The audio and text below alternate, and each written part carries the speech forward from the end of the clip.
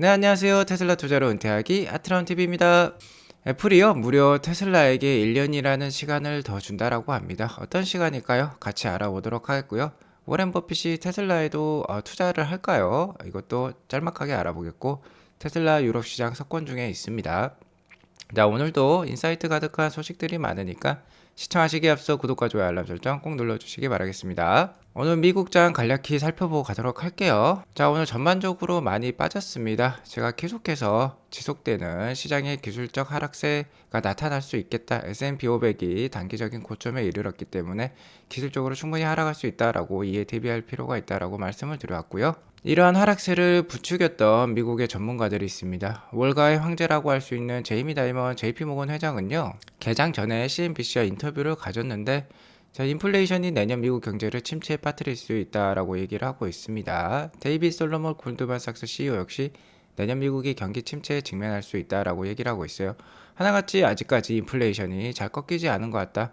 그러면서 미국의 기준금리는 뭐 4%대 후반, 5%대 초반이 아니라 더욱더 올라갈 필요도 있다라고 경고를 하면서 오늘 시장이 좀 급락세를 보여준 경향이 없지 않아 있습니다. 어쨌든 뭐 기술적으로 충분히 고점, 단기 고점에 이르렀기 때문에 이러한 조정이 나오고 있는 것으로 판단이 들고요. 하지만 이러한 전문가들의 발언과는 다르게 10년물 국채금리라든지 유가의 이런 하락을 보면요, 어느 정도 인플레이션이 꺾인 모습인 것으로 판단이 됩니다. 자, 그렇기 때문에 12월 달에 나올 CPI 지수 발표가 매우 중요해진 상황이라고 볼 수 있겠어요. 이번 달에도 인플레이션이 한 번 더 꺾이는 모습이 나온다면 오히려 시장을 환호하면서 다시 한번 산타 랠리, 산타 반등도 이어나갈 수 있을 것으로 생각이 됩니다. 오늘 장 업종별 현황을 보면요, 뭐 다 빠졌어요. 하나같이 다 빠졌고 경기에 민감한 업종일수록 더 많이 빠졌다라고도 볼 수 있을 것 같고요. 오늘 나스닥이 2% 가까이 빠지면서 나스닥 대장주들, 기술주들도 오늘 큰 하락세 보여주었습니다. 유가가 계속 빠지는 모습이니까 에너지 주식도 좋지 않고요. 다만 이런 상황에서는 역시 경기 방어주라고 할 수 있는 헬스케어라든지 컨슈머 디펜시브는 상대적으로 강한 모습을 보여주었던 하루라고 볼 수 있겠어요. 자, 나스닥 일봉 차트를 보면 121선 돌파를 최근 뭐 2개월 동안 이렇게 두 번이나 시도를 했는데 두 번 다 이렇게 불발로 끝났다라고 볼 수 있을 것 같습니다. 이 주황색 선이 121선인데 자, 이렇게 쌍봉을 만드는 좀 안 좋은 봉이 좀 나왔어요. 자, 하지만 단기 지지권으로는 1500선을 계속해서 제시를 해드리고요. 계속해서 횡보하는 장세가 이어질 것으로 판단이 됩니다. 아무래도 CPI 지수라든지 12월 중순에 있을 기준금리 인상 발표조까지는 계속해서 횡보하는 모습에 지지부진한 장세가 좀 펼쳐질 것으로 생각이 들어요. 그리고 역시나 오늘의 하락도 S&P 500의 주봉 차트를 보면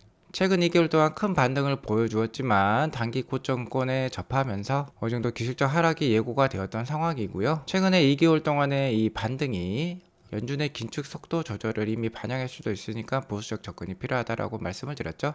S&P 500이 4,300선은 좀 넘어서 줘야지 미국의 증시 찐 반등이 시작됐다라고도 볼 수 있을 것 같습니다. 그 전까지는 아직까지 보수적인 투자가 필요할 것 같고요. 월가의 황제와 월가의 수많은 전문가들이 타이트한 노동시장에 대해서 경고하면서 인플레이션 잘 꺾이지 않을 것 같다. 미국의 기준금리가 더 올라가야 될 것 같다. 최종금리 수준이 올라가야 될 것 같다라고 얘기를 하고 있지만 아직까지 12월 14일 곧 있으면 다음 주에 있을 FOMC 미팅에서는 0.5% 인상 확률이 77%로 높은 상황이고요. 만약에 이번 달에 0.5% 그러니까 빅스텝의 금리 인상이 된다면 뭐 내년도 최종금리는 4%대 후반에서 5%대 초반이 될 가능성이 높다라고 저는 생각을 하고 있습니다. 어쨌든 아직까지도 내년 중순까지는 5%대 초반까지 올라서 내년 말부터는 어느 정도 금리 인하가 시작될 것으로 판단이 들고요. 이러한 가능성이 가장 높다라고도 볼 수 있을 것 같아요. 자, 그렇기 때문에 12월 13일에 있을 미국 CPI 지수 발표가 아주 중요해진 상황이라고 판단이 됩니다. 현재 2개월 동안의 S&P 500의 반등이 50bp 금리 인상, 즉 연준의 기준금리 속도 인상에 조절해서 기인을 한다면 역시 중요한 건 미국 CPI 지수로 이를 증명할 필요가 있다는 거죠. 이번 달에 CPI 지수가 낮게 나온다면 추후에 연준의 금리 인상 속도도 충분히 더 완화될 수 있다는 것을 뜻하고요. 이에 따라서 증시는 다시 한번 반등세를 이어갈 수도 있겠다라고 말씀을 드릴 수 있을 것 같아요. 역시 CPI 지수가 가장 중요한 순간이다라고 볼 수 있을 것 같습니다. 테슬라는 오늘 179.82불로 마감했습니다. 1.44% 떨어졌는데요. 어제 워낙 많이 하락을 했기 때문에 오늘은 다른 빅테크 기업들에 대비 선방한 모습을 보여주었습니다. 자, 이렇게 하락 추세선에 하단 지지 라인을 그려볼 수 있는데 이 지지 라인을 잠깐 하회하면서 다시 밑꼬리를 달고 올라온 모습이고요. 전반적으로 최근 한 달간의 모습을 보면 이렇게 역헤드앤 숄더 패턴을 만들어가는 과정이라고도 볼 수 있겠어요. 테슬라의 160불대는 워낙 낮은 가격이기 때문에 지금부터 한 170불대 후반이나 180불대에서 다시 한번 반등하는 모습을 보여주면 좋을 것으로 생각이 듭니다. 테슬라가 연말에 산타 반등, 그래서 230불에서 250불 사이까지 충분히 올라갈 수도 있다라고 생각을 하는데, 역시나 다음 주에 있을 미국의 CPI 지수 발표가 이것에 큰 영향을 줄 것으로 판단이 돼요. CPI 지수가 낮게 나온다면 테슬라도 충분히 200불대 이상으로 올라가서 마감을 할 수도 있을 것 같다는 예상을 해보겠고요. 어쨌든 지금 170불대, 160불대 가격은 너무나도 싼 가격이니까 안정적인 현금 흐름 속에서 계속해서 투자를 잘 이어나가시면 좋을 것 같습니다. 자, 테슬라가 178불대까지 다시 한번 떨어지면서요. 향후 1년 EPS 기준으로 포워드 PR이 31배 수준으로 내려왔습니다. 현재 주가 178불대, 179불대를 향후 1년간의 테슬라의 EPS 예상 5.59불로 나누게 되면 31배라는 PER 수치가 나오는데요. 자, 이는 거의 코비드 상황에 준하는 수치이고 테슬라가 거의 최저로 찍었던 2019년대 포워드 PER 28.6배 이후로 가장 낮은 수치라고 볼 수 있겠습니다. 만약에 28.6배라는 최저 PER, 최저 포워드 PER을 현재 가격에 적용을 해보면요. 28.6 곱하기 내년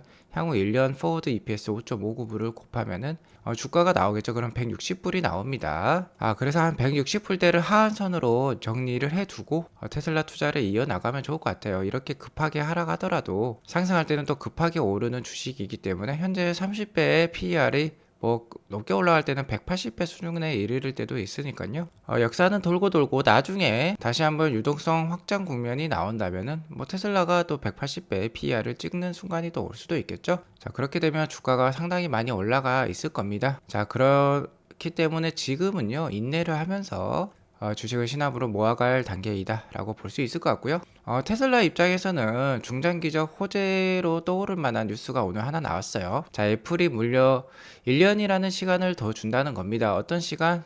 자율주행 시장을 테슬라가 석권할 그런 시간을 1년이나 더 준다는 거예요. 아무래도 자율주행 자동차 시장 분야에서 가장 테슬라의 경쟁자로 떠오르는 업체는 애플이라고 볼 수 있겠는데요. 애플은 원래는 작년까지만 해도, 그러니까 1년 전까지만 해도 2025년에 완전 자율주행 전기차를 출시하겠다라고 발표했었죠. 일명 타이탄 프로젝트 애플카 사업이라고 볼 수 있는데요. 애플은 어제 자율주행 자동차를 축소한다라고 얘기를 하고 있어요. 사업을 어느 정도 축소하겠다. 어떻게 축소하냐? 자, 완전 자율주행 차가 아니라 일단은 페달도 좀 달고요.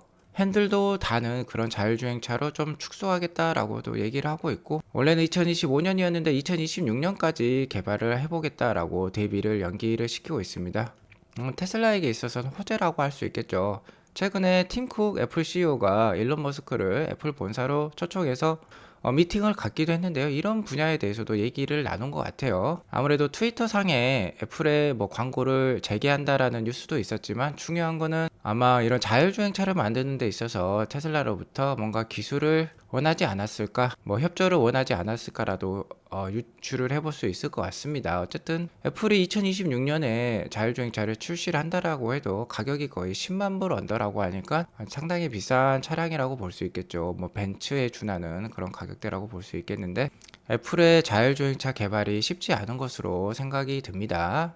현재 애플은 자동차 디자인을 아직 결정도 하지 않았다라고 하고요. 프로토타입도 만들어내지 못한 단계로 간주가 되고 있습니다. 내년까지 디자인을 준비를 하고요. 2024년 말까지 어느 정도 자율주행차의 기능을 확정을 하고 2025년에 어느 정도 프로토타입을 만들어서 광범위한 테스트를 거칠 계획이라고 합니다. 테슬라 입장에서는, 주주 입장에서는 반가운 뉴스라고도 볼 수 있겠어요. 좀 전에도 테슬라 주가가 굉장히 싸다라고 말씀을 드렸는데요.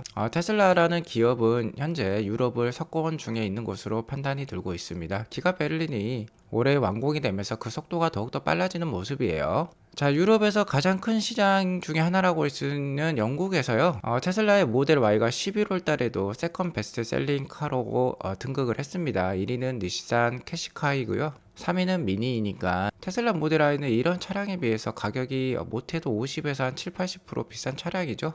이런 차량이 2등을 했다는 것도 대단한 것 같고, 대부분 보면은 내연기관 차량입니다. 테슬라 모델 Y만이 유일하게 탑10 안에 든 전기차라고 볼 수 있겠어요. 다 내연기관 차량이에요. 그러니까 더 의미 있는 숫자라고 볼 수 있을 것 같고요. 영국의 11월 달을 전년 동월 대비 전기차 판매량이 35%나 증가를 했다라고 하고요. 영국의 올해 11월 누계 기준으로서 전기차 침투율은 무려 20%가 넘는 상황이에요. 상당히 영국은 전기차 침투율이 높은 것으로 판단이 들고요. 자, 이런 것을 보면은 선진 시장이 이렇게 앞서가고 있으니까 다른 시장도 이제 내년이면 곧 따라올 것으로 판단이 됩니다. 테슬라에게는 더욱더 좋은 뉴스라고 볼 수 있을 것 같고요. 독일, 영국, 프랑스가 뭐 가장 큰 시장이라고 하면 그 다음으로 이태리 시장도 역시 유럽의 주요한 시장이라고 볼 수 있겠는데요.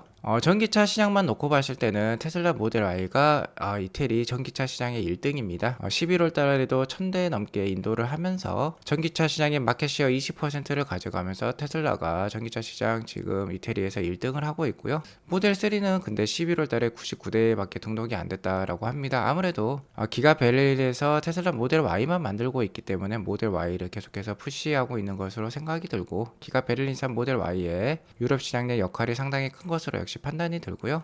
기가 베를린은 올해 연말 또는 내년 초에 주당 5,000대 생산 능력에 도달할 예정에 있습니다. 그러니까 이러한 모습을 더욱더 가속화시킬 수 있겠다라고 볼 수 있을 것 같아요. 그리고 2등부터 5등까지 보면 대부분 소형 차량입니다. 스마트 포트는 정말로 작은 2인승 전기차라고 볼 수 있겠죠. 이런 것과 비교가 되는 거 보니까 정말 군계 일학이라고 볼 수 있을 것 같고요.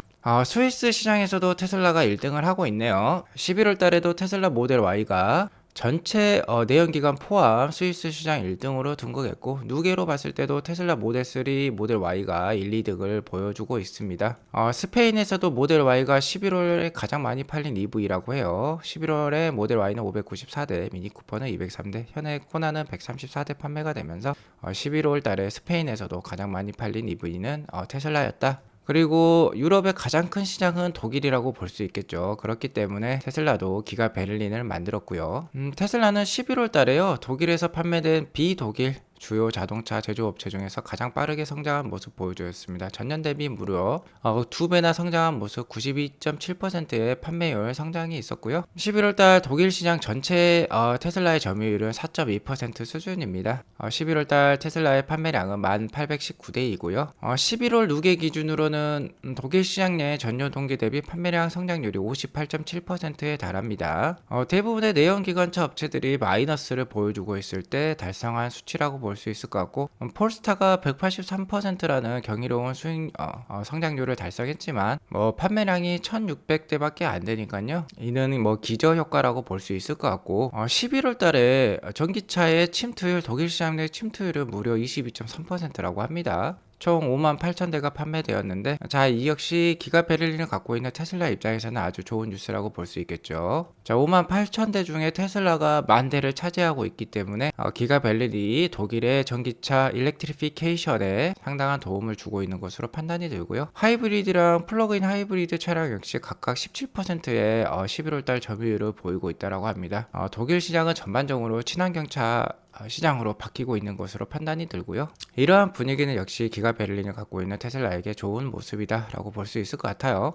자, 그리고 모델 Y가 대만에 인도되기 시작했다라고 합니다. 12월 5일부터 시작이 되었다고 하고, 대만에는 2020년 3월, 그러니까 약 2년, 한 3년 전에 테슬라 차량 모델 3가 이제 처음 인도되기 시작한 이후에 2년 8개월을 기다린 끝에 이제 모델 Y가 대만에 인도되기 시작했고요. 아무래도 대만과 중국 간의 관계 때문에 모델 Y 판매가 이렇게 좀 늦어진 것으로 판단이 됩니다. 자, 그렇기 때문에 정치적인 지정학적 관계 때문에 대만은 중국산이 아니라 기가 베를린산 독일산 모델 Y를 지금 공급받을 예정에 있고요. 이미 10월달 기준으로는 10,000대 이상의 모델 Y 초도 오더를 가지고 있는데, 이에 따라 12월달에는 4,000에서 5,000대 정도가 대만에 인도될 것으로 예상이 되고, 4,000에서 5,000대 정도가 판매되면 모델 Y는 대만의 12월 베스트셀링카에 등극한다라고 해요. 자, 앞서서도 보셨겠지만 아직까지 테슬라의 EV 시장 장악 그 힘은요 상당한 것 같고요. 올해 1월부터 10월까지 누계 기준으로, 그러니까 10개월간 누계 기준으로 배터리 EV 판매량을 보면은 테슬라가 여전히 1등을 보여주고 있습니다. 98만 9천 대를 인도를 했고, 2등은 BYD입니다. 58만 4천 대 인도를 했습니다. BYD는 여기에 플러그인 하이브리드를 포함하면 테슬라보다 더 많은 친환경차를 팔고 있지만 배터리 EV 기준이에요. 그 다음에 뭐 중국 업체 폭스바겐, 현대기아 뭐 이렇게 나와 있는데요. 자, 이 표가 의미하는 바가 저는 크다라고 생각을 합니다. 지금 이러한 순위가 향후 뭐 5년, 10년도 유지될 수도 있는 것이죠. 자, 이러한 트렌드가 가속화된다, 전기차의 침투율이 높아진다라고 하면 테슬라가 향후 정말 2030년 정도에는 1,000만 대 이상 연간 판매를 기록할 수도 있을 것으로 판단이 들어요. 현재 실제로 1,000만 대 정도 판매를 기록하고 있는 회사는 도요타와 폭스바겐을 들 수 있는데요. 최대 카메이커라고 볼 수 있는 건 역시 도요타라고 볼 수 있겠습니다. 도요타는 전기차 전환이 늦어지면서 현재 어려움을 겪고 있다라고 볼 수 있을 것 같은데, 도요타의 전기차 모델은 BZ라는 영문명을 가지고 있고요. 이러한 BZ로 시작하는 모델들을 2026년까지 5개 새로운 모델을 출시를 한다라고 합니다. 자, 이에 따라서 2030년까지 전기차 비중을 도요타는 50%가량 늘린다라고 하고요. 2040년에는 이제 내연기관차 생산을 중지하고 탄소 중립을 실현한다라고 또 얘기를 하고 있습니다. 글로벌 카메이커 1위 기업이 전기차로 확실히 전환하겠다라고 선언을 한 거나 다름이 없는데요. 이에 따라서 테슬라도 역시 긍정적인 효과를 볼 수 있을 것으로 판단이 됩니다. 시장의 대다수 참여자 카메이커들이 전기차를 속속 전환하는 움직임은 테슬라의 판매량 성장에도 일조할 수 있다라고도 볼 수 있을 것 같습니다. 유럽 시장의 움직임과 도요타의 움직임을 보면은 전기차의 침투율은 계속해서 가속화되고 있는 것으로 판단이 들고, 이에 따라서 테슬라의 판매량 성장도 지속이 될 것으로 판단이 됩니다. 자, 이렇게 되면 워렌 버핏 역시 테슬라에 투자할 수도 있겠죠. 현재 일론 머스크도 236빌리언에 달하는 재산을 가지고 있어서 빌 게이츠의 130빌리언, 워렌 버핏의 103빌리언을 다 합쳐도 일론 머스크가 지금 더 부자인 상황인데요. 지금 이 사진을 보면 워렌 버핏과 빌 게이츠가 버크셔 해서웨이 주총에서 이렇게 탁구를 치는 모습이 나와 있는데, 일론 머스크는 뭐 이를 시샘하는 것인지 조롱하는 것인지 뭐 확실치는 않지만, 뭐 나처럼 더 큰 부자가 되고 싶으면 테슬라에 뭐 투자를 워렌 버핏은 해야 된다라고 뭐 얘기를 하고 있습니다. 뭐 웃고 있는데요. 농담인 것 같습니다. 자, 이와 관련돼서 댓글들이 재밌어요. 워렌 버핏이 아마 테슬라에 투자를 고려할 수도 있겠다라고 하는데, 반면에 빌 게이츠는 나는 테슬라를 공매도 했다라고 워렌 버핏에게 얘기를 한다는 것이죠. 실제로 빌 게이츠는 테슬라 공매도를 올 초에 진행을 하기도 했었습니다. 하지만 워렌 버핏은 테슬라에 투자를 안 할 가능성이 높다라고 생각합니다. 게리 블랙도 얘기하고 있는 게, 워렌 버핏이 이런 얘기를 했었어요. I try to invest in business that are so wonderful that an idiot can run them. 그러니까 바보도 원더풀하게 경영할 수 있는 그런 회사에만 투자를 한다라고 얘기를 하고 있는데요. 그만큼 안정적인 투자를 한다는 것이죠. 안정적인 회사에. 그러니까 애플에도 지금 워렌 버핏이 많이 투자한 것으로 판단이 됩니다. 하지만 테슬라의 경우는 run by a genius죠. 슈퍼 지니어스입니다. 바로 일론 머스크입니다. 일론 머스크는 이디엇이 아니고 슈퍼 지니어스이기 때문에 워렌 버핏이 아무래도 테슬라에는 투자를 하지 않을 것 같다라고 얘기를 하고 있네요. 자, 애플의 전기차 개발, 자율주행차 개발도 늦어지고 있고, 이런 상황에서 테슬라의 시장 자각력은 더욱더 커져가고 있습니다. 이런 상황에서 테슬라 주가는 아주 싼 가격대를 보이고 있는 것이죠. 지금의 기회를 잘 활용하셔가지고 향후 5년, 10년 이후에 큰 투자 수익률 한번 만들어 보시면 좋을 것 같습니다. 오늘 이것으로 방송을 마치겠고요. 오늘 방송이 도움이 되었으면 구독과 좋아요, 알람 설정 꼭 눌러주시기 바라겠습니다. 오늘도 좋은 하루 되세요. 감사합니다.